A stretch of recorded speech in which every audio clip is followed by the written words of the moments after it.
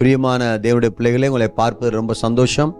கர்த்தர் உங்களுக்காக பெரிய காரியங்களை செய்வார். உங்களுக்காக தொடர்ந்து ஜெபிக்கிறேன். நீங்கள் எனக்காக ஆந்திரா, சத்தீஸ்கட், ஒரிசா, தெலுங்கானாவில் மிஷனரியாக ஊழியம் செய்ய எனக்காக ஜெபித்துக் கொள்ளுங்கள். பைபிளில் சொல்லப்பட்டிருக்கு, நீ தேடிக்கொள்ளப்பட்டதென்றும் கைவிடப்படாத நகரம் என்றும் பேர் வருவாய். ஏசாயா 62:2 வாசிக்கிறோம். உங்களை ஆண்டவர் கைவிடாத நகரம் என்று சொல்லியிருக்கிறார். உங்களை கைவிடவே மாட்டார். உங்களுடைய பெற்றோர்கள், உங்களுடைய தாய் தகப்பன், உங்களுடைய நண்பர்கள் அனைவரும் கைவிட்டாலும், உலகமே கைவிட்டாலும் கர்த்தர் கைவிடாமல் உங்களை காத்துக்கொள்வார். உங்களை பலப்படுத்துவார். உங்களோடு கூட இருப்பார். உங்களுக்கு அற்புதங்களை செய்வார். ஜெபிக்கலாம். நல்ல பிதாவே, நன்றியோடு நாங்கள் உம்மை துதிக்கிறோம், ஸ்தோத்தரிக்கிறோம். ஐயா, நீர் ஆசீர்வதியும், பலப்படுத்தும், தடைகளை மாற்றும், அற்புதங்களை செய்யும் ஆண்டவரே. ஆவியானவரே, நன்றியோடு துதிக்கிறோம்.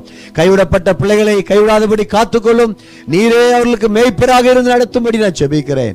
வேதனைகளை மாற்றும், சோதனைகளை மாற்றும், விடுதலை கொடுத்து உயர்த்தும். இயேசுவின் நாமத்தில் ஜெபித்து ஜெயம் பெற்றுக் கொள்கிறோம் நல்ல பிதாவே. ஆமென், ஆமென், ஆமென்.